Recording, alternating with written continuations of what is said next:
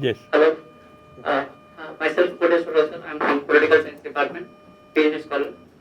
So I'm working on Amaravati, a new age capital that which is promoting land pooling as a new land acquisition act.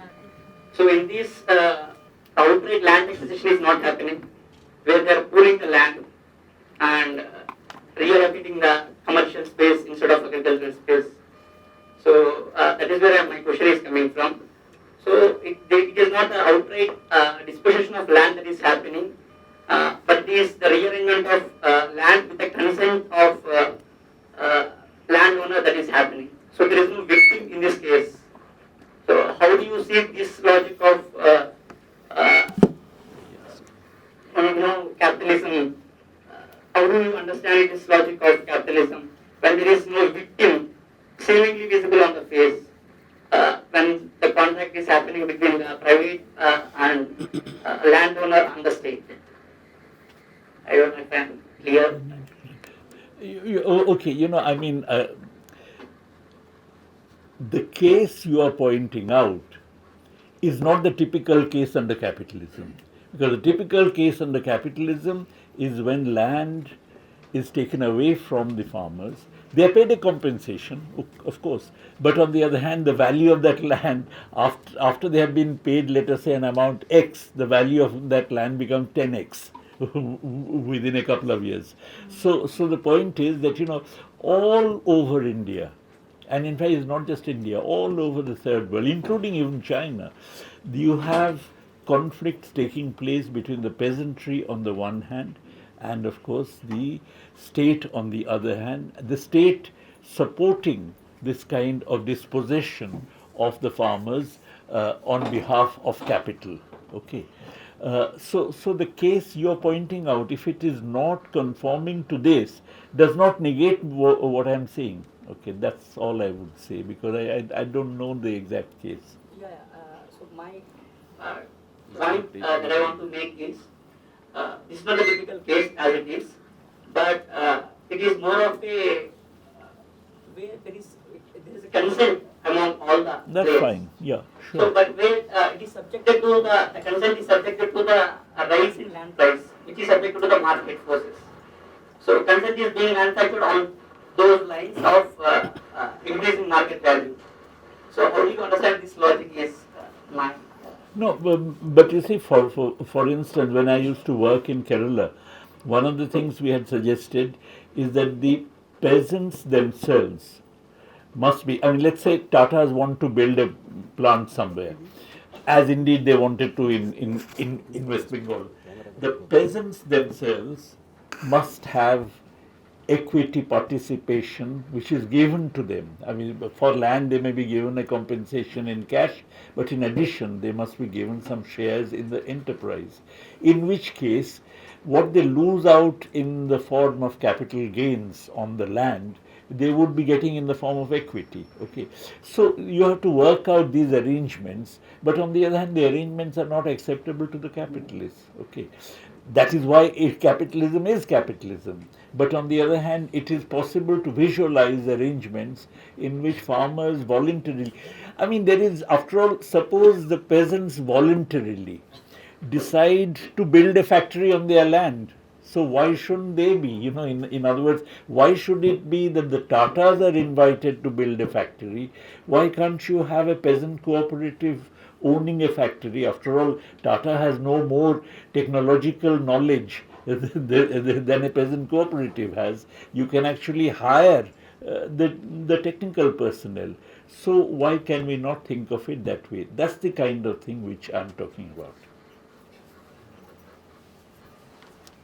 Yes.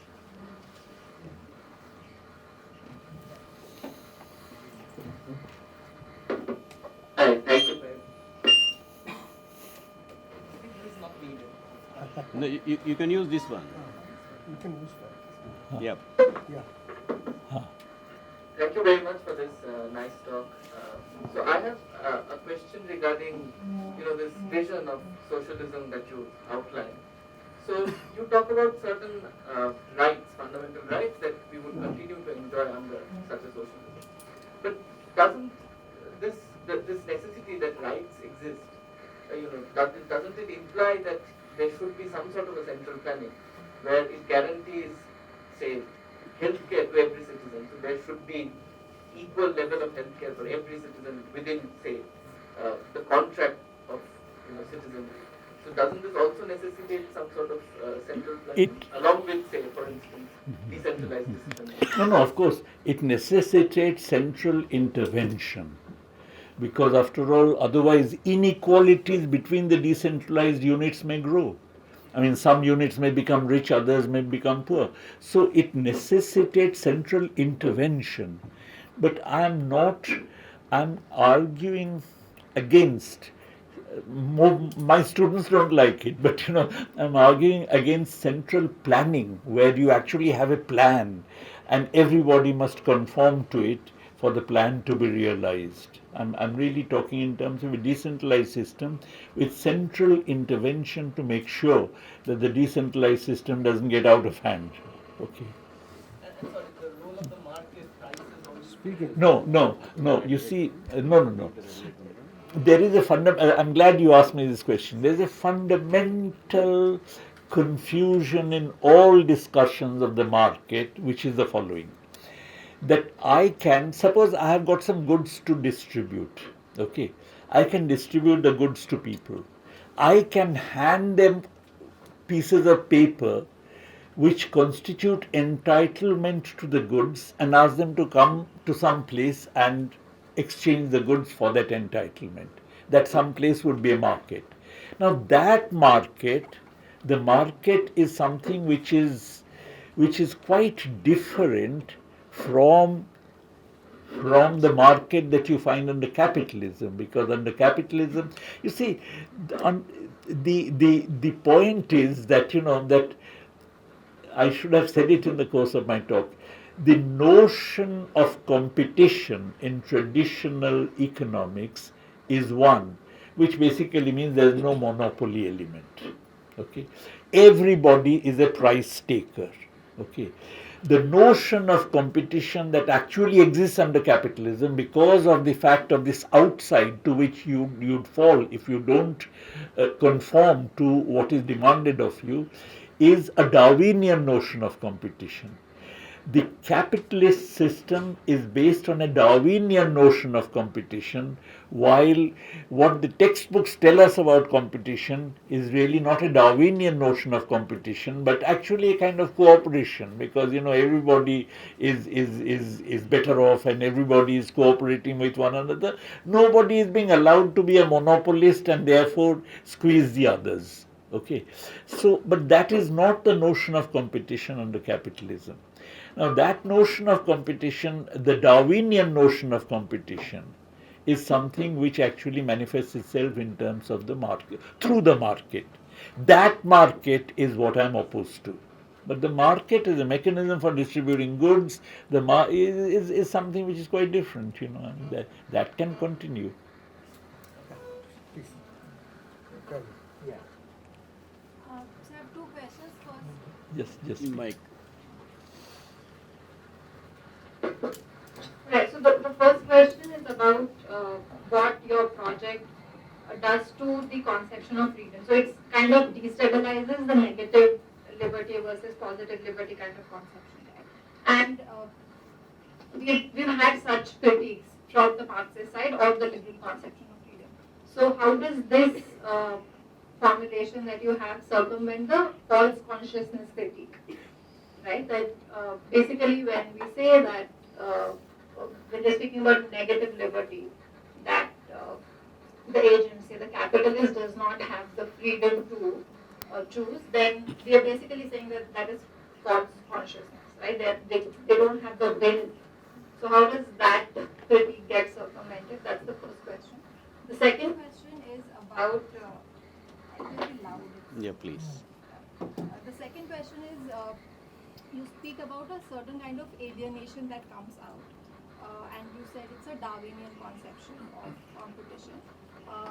And we've been introduced to this tragedy of commons as a problem and the kind of alienation that comes out from it. But you're giving a sort of different picture where you say that it's not that what if others don't cooperate and I cooperate, but what if others overdo and therefore I too have to overdo. So does that lead to a different kind of conception of alienation than the one that is there? No, firstly, I'm not talking about alienation in the tragedy of common sense. I'm talking about alienation in the sense that I have lack of agency. Okay, the tragedy of commons would say that I have agency. Okay, and because of that, the commons disappear. All right, I'm trying to say that I have no agency, in the sense that I may be compelled. I am being compelled to appropriate common property. Okay, but this is something which I am not doing because I am motivated by individual self-interest or rational, but this is something which is, as it were, forced on me. Okay, and I'm saying that if you really wish to avoid the tragedy of commons, in that case, the commons must be owned common, must constitute common property. Okay, that is the first thing. Yeah, I mean, that I think in terms of alienation, in terms of the fact that the individual agency which is apparent is not in fact real. Okay, that it is actually coerced. Your first question about yeah. Can you just ask me your first question False again? consciousness. False consciousness. About agency. Yeah, okay. I mean, the concept of false consciousness is a complex concept, because after all there is, true class consciousness as opposed to false consciousness and so on. False consciousness should disappear through knowledge. Okay? Knowledge comes from praxis. Okay, so I would visualize, let us say, the struggle for individual freedom, the struggle for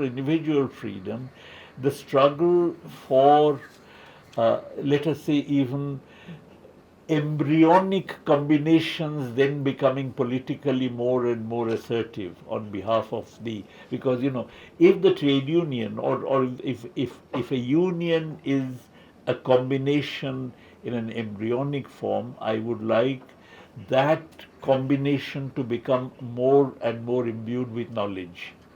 Okay, now and that is where Lenin talked about theory coming from outside. Okay, but theory which comes from outside is accepted because of the experience of praxis from within. In other words, the trade unions. All right. So I would say that overcoming false consciousness is something which occurs through the process of struggle, in which ultimately, okay, even if theory comes from outside, that is in the beginning. Okay, in the beginning, let's say, but on the other hand, I would visualize that over a period of time, the outside does not exist. In other words, the distinction between inside and outside is not a permanent distinction. And that is the reason why I believe that a one-party dictatorship is alienating in a different sense, because a one-party dictatorship implies that the party always has the theory which the class lacks. Okay, therefore that actually makes the inside-outside distinction a permanent one, which I don't accept. Okay, and that being the case, the process of overcoming false consciousness is, of course, a prolonged process, and that is something which arises through praxis and through the fact that even though initially, because of the fact that the working class or the working people have been denied education and therefore do not have an understanding of their real life, over time they come to acquire it, and therefore false consciousness disappears. Okay, I have some discussion of it in the book. Yeah. Good evening, sir. Yeah, please. Please. I'm a geographer by training, so my question might come as very primitive. I happen to have read your book Capital and Imperialism a couple of years ago, and in that you have mentioned that colonialism is one of the bases for capitalism, and you have mentioned that socialism is a way out, kind of. So, colonialism, I think everyone might agree that it has changed its form in its present world. And how do you see that socialism can be the solution for every country? Like, don't you think it is promoting like one size fits all kind of approach? And the so-called socialist nations also have changed their methods and ways. So, how do you think it can be applied to the reality? Let us forget the word socialism. Okay, what I'm trying to say is that let us build a society that overcomes individual alienation. That let us build a society in which, let us say, individuals are not unemployed. Okay, let us build a society in which individuals don't compete against one another in the Darwinian sense. Okay, that you know that my life is determined by whether I do better than you, etc. So let us build such a society. Okay, don't call it socialism, call it anything you like, call it X. But the point is, You mentioned the term socialism. yes, I know, but that's what I mean by socialism. That's what I mean by socialism. You might call something else. So I have no problem with that. Essence is important. But yeah. Yeah, please. Thank you so much. Speak into the mic, please. Yeah. Okay, so I have one doubt. So usually in the liberal, the capitalist building of the society, the ideal one, so we take the individual, particular type of individual as the unit, base unit, which has this particular rationality, which has unity. So what would be the base unit if there is any in this social No. I'm not opposed to the individual being the base unit in any kind of society. Okay, but I'm trying to say that the individual is pulled into the capitalist system against his own volition. Not in the sense that no individual voluntarily joins the capitalist system. In fact, Marx's whole notion of primitive accumulation of capital is that, you know, that fundamentally it's a process unleashed upon people. Even those who are committing primitive accumulation of capital, the capitalists or the proto-capitalists, are not doing so because they are nasty people, they want to make more money and so on, because they are also doing so because commodity production forces them to do so. Okay. That being the case, I'm not saying that the individual, that it is not as if the individual is not the base unit, but the individual who is the base unit in the socialism I visualize and the individual who is the base unit in the capitalism that exists are really, in a sense, individuals located or put into or integrated into very different contexts.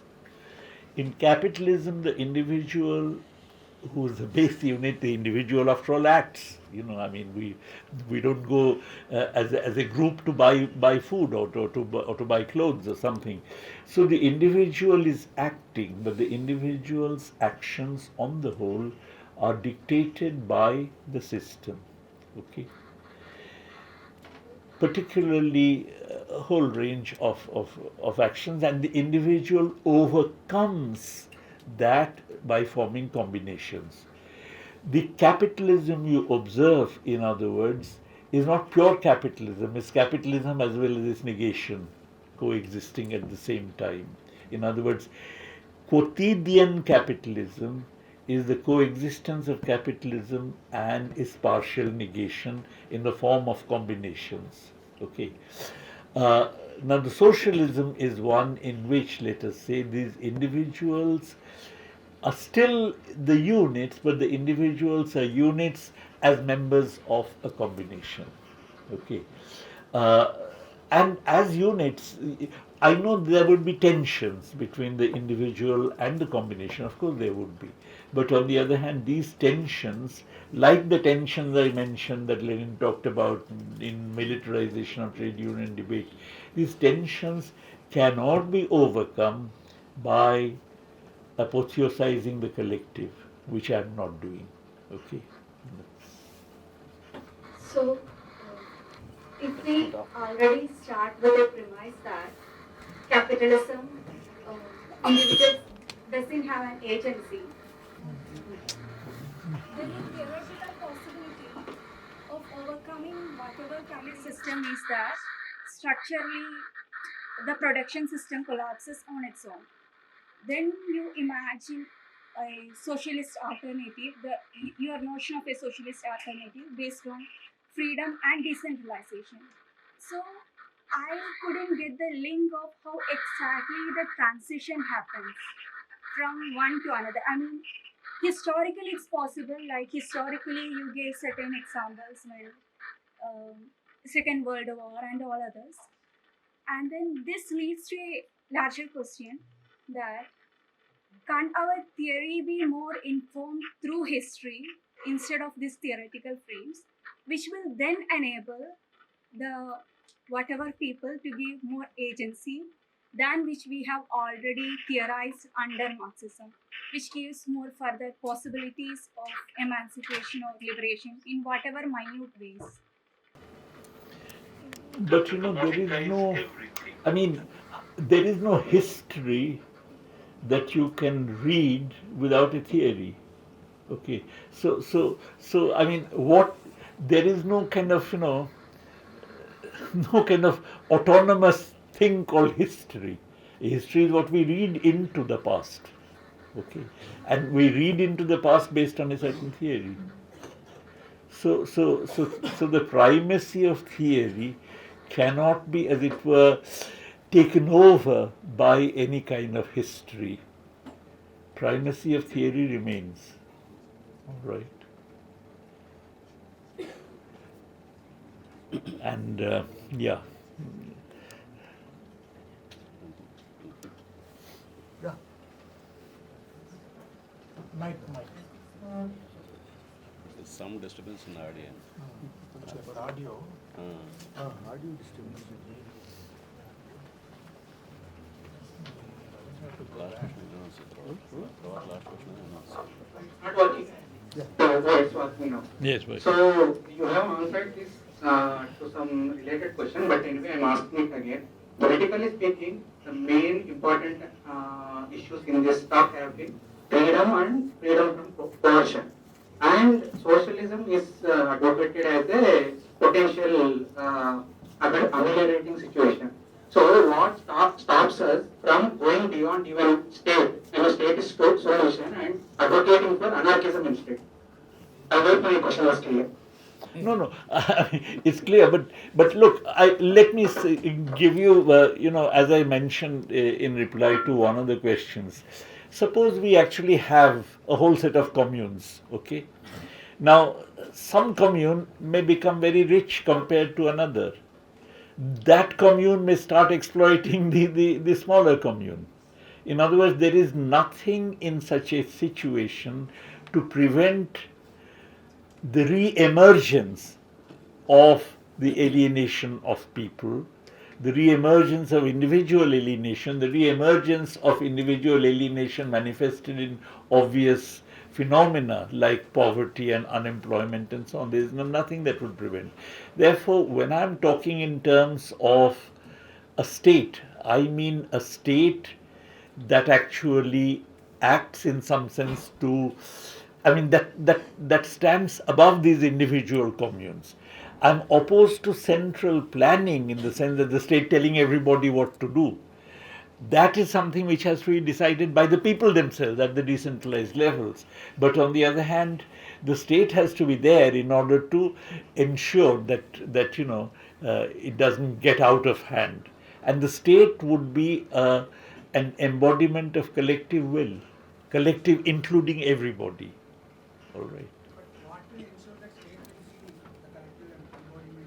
No, but the state would be the embodiment of collective will. In other words, the state would transcend individual decentralized units. Okay, the state doesn't do, let us say, what commune A wants it to do. It doesn't do what, let's say, commune B wants it to do, but the state does what all communes or all individuals or all kind of groups really together want it to do.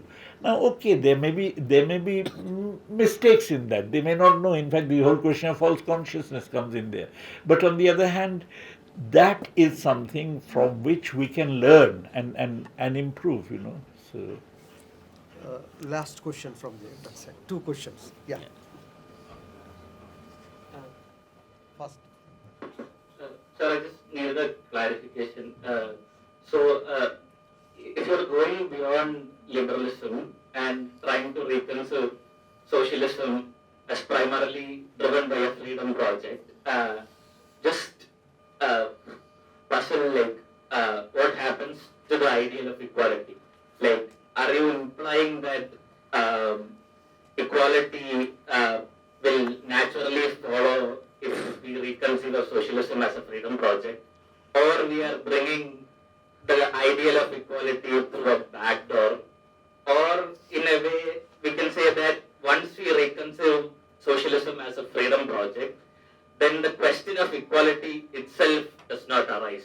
So I'm just curious of what do you think about this ideally within this frame? You see, this conflict between equality and liberty is really a conflict that is because that arises within capitalism. Okay. But on the other hand, I am visualizing a society where there should be no such conflict, because even among completely equal individuals, you can have individual agency. Okay. So there is no reason why. You see, this whole business that if you have equality, in that case you are not, all kinds of arguments, okay, then you are not really taking cognizance of a person's special quality, innovativeness, entrepreneurship and so on, that it acts as a disincentive for somebody to be an entrepreneur. All that disappears, okay. So I do not see why we cannot have absolute equality in a society. I mean, of course, absolute equality may not be immediately feasible, but why, logically, why we cannot have absolute equality in a society in which individuals cooperate in the sphere of production? So you talked about decentralization, decentralized planning, which still exists here in theoretical sense. It exists through constitutional amendments and all. And Kerala and all, we have seen how decentralized planning and people's movement has happened. Now the question is, this was also initiated by the World Bank through structural reforms. They also mentioned decentralized planning should be there. So how do you differentiate these two things? Like what you mean about decentralized reforms and what as a neoliberal project, structural reforms has already mentioned all this. No, but I am visualizing decentralized planning in a world in which there is no private ownership of the means of production. Okay. In other words, it is one thing to say, okay, a panchayat, let us say, has decentralized planning. A panchayat invites Tatas to set up a plant, and the Tatas say that, all right, you give us this land, you give us this, and so on. Now, I'm visualizing a world in which there are no Tatas. Okay. In other words, I'm really much more thinking in terms of the kind of thing that happened in China in the pre-Deng Xiaoping period. Thank you so much, sir. There is always a tension between liberty and equality, for which fraternity is always advocated. And fraternity is possible only through what sir has been advocating. Thank you so much for an insightful lecture, sir. And we need more of such kind of lectures. I'm looking forward to listen from you, sir.